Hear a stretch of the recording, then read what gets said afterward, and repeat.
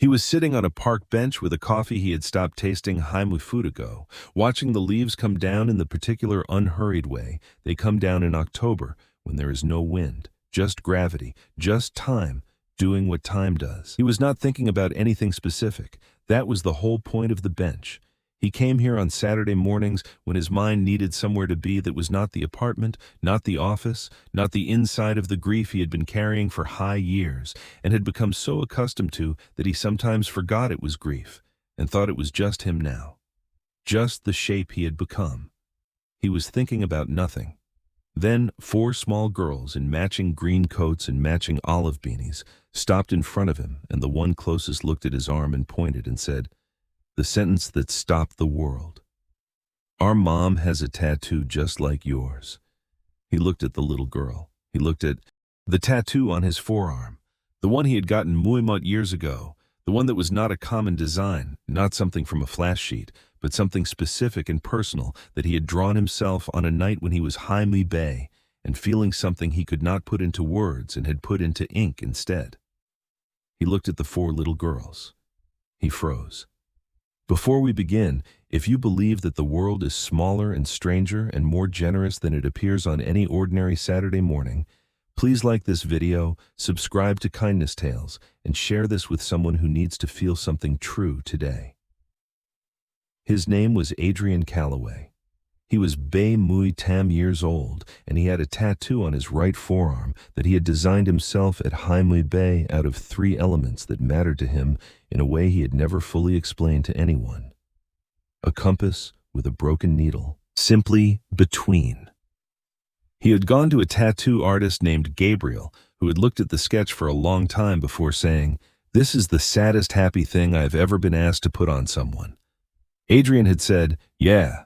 Gabriel had said, "I'll do it right." He had. Adrian had worn that tattoo for Muimut years. Hundreds of people had seen it. A handful had asked about it. Nobody had ever said anything that made him feel it had been truly seen until a 7-year-old girl in a park pointed at it and said those 8 words. He was sitting very still. The 4 girls were watching him with the patient assessing expression of children who have asked an adult a question and are waiting to see whether the adult will answer honestly or do the thing adults sometimes do, which is give a different answer than the one the question deserved. He said, "Your mom has the same one."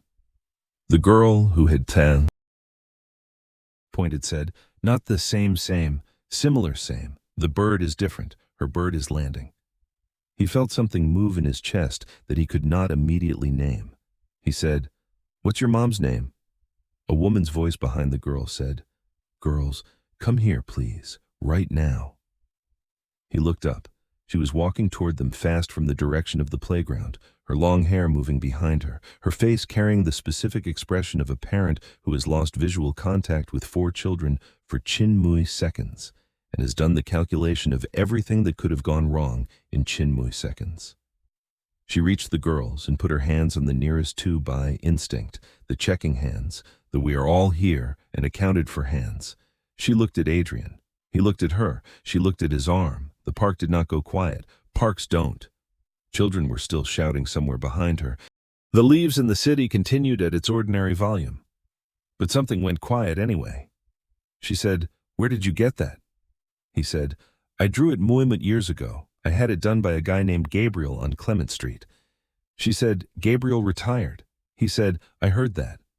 She looked at him. He looked at her. The 4 girls looked at both of them with the bright, interested attention of children who understand that something is happening that is above their current level of information, but below their threshold for boredom. She said, "I'm Elena." He said, "Adrian." She said, "Your bird is between." He said, "Yours is landing." She sat down on the bench. Not because she had decided to, not because she had thought it through, simply because her legs had done the thing legs do when the body needs a moment, and the nearest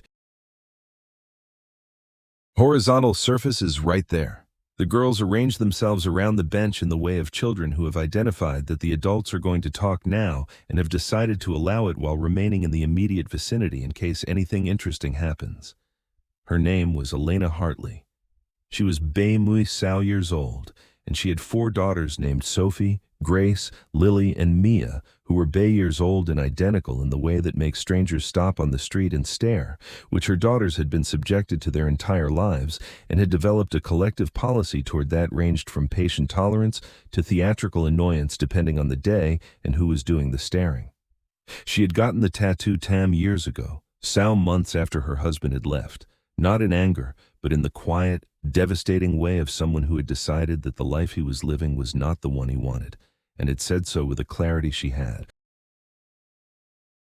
eventually learned to respect, even though at the time it had felt like being handed a door and told to find somewhere else to stand. She had been Heimlich Tam years old, with infant quadruplets, and a marriage that had just become a co-parenting arrangement, and a sense of her own future that had gone completely illegible overnight. She had gotten the tattoo because she needed to put something permanent on her body that belonged only to her, and meant something only she had chosen. She had sketched it herself, a compass with a broken needle, a single stem with no flower, a bird coming into land.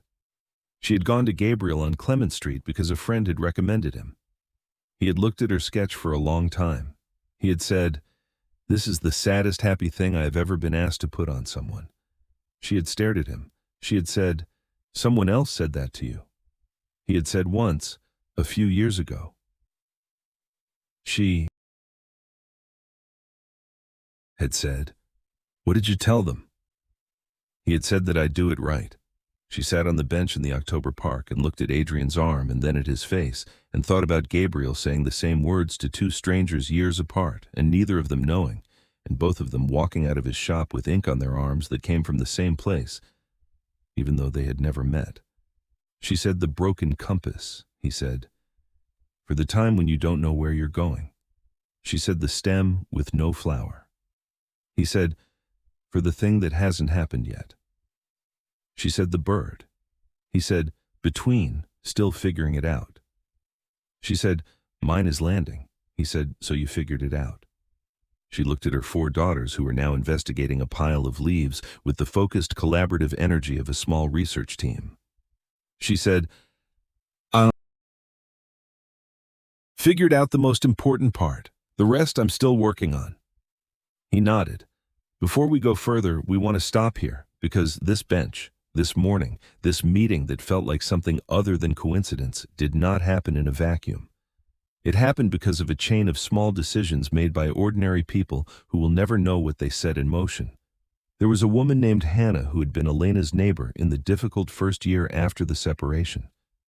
Hannah had 3 children of her own and no extra hours in her day, and had nonetheless appeared at Elena's door every Thursday evening for some months with a container of food and the offer to sit with the baby so Elena could shower and sleep and be a person for bon minutes. She had never announced this as a kindness. She had just knocked on Thursday and kept knocking. Elena had gone to that park every Saturday for bon years because a pediatrician named Dr. Bennett had told her once offhandedly between appointments that children who have outdoor, unstructured time on a regular basis develop a quality of ease that indoor children often have to work to find later. It was a small thing to say. Elena had written it down and built a Saturday around it, and had never missed one in bon years. Dr. Bennett did not know she had created a Saturday ritual. She had just said a thing she believed. There was a man named Lucas who ran the coffee cart near the park entrance and had been making Adrian's Saturday coffee for high years, and had started adding an extra shot 6 months ago without being asked, because he had noticed Adrian arriving tired on Saturdays, in the way people arrive tired when the week has been long and the weekend has not yet offered anything restorative. Lucas never mentioned the extra shot. Adrian had never asked why the coffee had started tasting better. Hannah's Thursday visits put Elena back together enough to keep going. Dr. Huang's offhand comment built the Saturday. Lucas's extra shot put Adrian on the bench long enough to still be sitting there when 4 girls in green coats walked past. None of them knew each other. None of them knew they were arranging anything. They were just people being decent to other people in the small, daily, unremarkable ways that turn out not to be unremarkable at all. This is what Kindness Tales is built for. They talked for an hour. Not about the tattoo after the first few minutes, about the daughters who were called Sophie, Grace B, and Mia, which Adrian said was either a folk album or a law firm, and Elena laughed in a way that used her whole face. About his work, which was carpentry and joinery, custom furniture, the kind of work where you spend a long time with a piece of wood understanding what it wants to be before you decide. About her work, which was occupational therapy at a pediatric clinic, banging a week and raising Bon children the other Bon. About what it is like to be alone in the way that is not lonely exactly, but is aware of its own particular weight. About grief, not dramatically, just the way two people talk about grief when they have both carried it long enough to have stopped being afraid of the word. He told her about the 2 years. She did not ask what the 2 years meant. She understood from the way he said it that it meant the kind of 2 years that has a before and an after, and that the after is where he was now, still finding its shape. She told him about the 4 years. He understood from the way she said it that it had been harder and better than it sounded, and that she had become someone she respected more on the other side of it. The girls came back periodically to report on the leaves and then returned to their investigation. Sophie, who was the one who had pointed at the tattoo, came back at one point and stood beside Adrian and looked at his arm again with the focused attention of someone verifying a memory. She said, "Yours is a better bird." He said, "Yours is a braver one." She considered this seriously. She said, "How do you know?" He said, "Because landing takes more courage than flying." She looked at her mother, then back at him. She said, "Mom says that too." She went back to the leaves. Elena was looking at him. He was looking at her. Neither of them said anything for a moment because there was nothing that needed to be said immediately, and they had both learned in their separate ways the value of not filling a silence that is doing useful work. Then Mia, who was the youngest by Bon minutes and operated on a separate timeline from her sisters, appeared at the bench and said she was hungry and that they had been in the park for a very long time, and could they please go to the place with the good soup. Elena said, "In a minute." Mia said, "You always say in a minute." Elena said, "Because it's always true." She looked at Adrian. She said, "There's a place on the corner. They make good soup if you don't have somewhere to be." He looked at his coffee, which was empty, which it had been for Bami Foot. He said, "I don't have anywhere to be." They walked out of the park together, the 4 girls moving ahead in the loose formation of children who know the way and feel no need to wait for the adults, the 2 of them walking at the pace of people who are in the middle of a conversation and are not in any particular hurry to reach the end of it. The leaves came down around them in the particular unhurried way of October, when there is no wind, just gravity, just time doing what time does. And sometimes, if you're sitting on the right bench at the right moment with the right tattoo on your arm, something else, something that 4 small girls in matching green coats and matching olive beanies set in motion simply by stopping and pointing and saying the truest thing they knew. If this story stayed with you, please like this video, leave a comment, and share it with someone who needs to believe in something unexpected and real today. Subscribe to Kindness Tales for more stories of connection, courage, and the quiet moments that change everything. Because sometimes the universe arranges things, and sometimes it uses 7-year-olds to do it. Welcome to Kindness Tales. We are so glad you're here.